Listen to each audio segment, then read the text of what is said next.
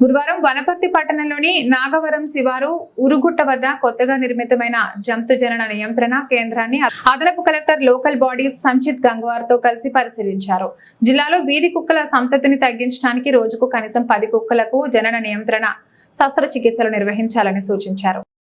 జిల్లాలోని నలుమూలల నుండి వీధి కుక్కలను తీసుకువచ్చి సురక్షితమైన పద్ధతిలో శస్త్రచికిత్సలు నిర్వహించేందుకు యానిమల్ వెల్ఫేర్ కేర్ సెంటర్ ఏజెన్సీతో ఒప్పందం చేసుకోవడం జరిగిందని, శస్త్రచికిత్సలు నిర్వహించేందుకు అవసరమైన సదుపాయాలు సిబ్బందిని సమకూర్చుకోవాలని మున్సిపల్ కమిషనర్, జిల్లా పశుసంవర్ధక శాఖ అధికారిని సూచించారు.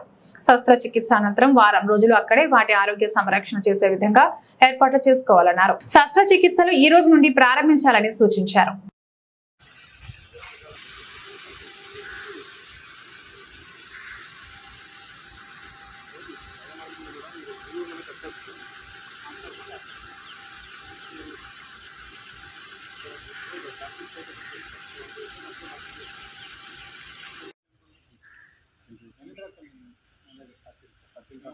అన్ని ట్రాక్టర్లు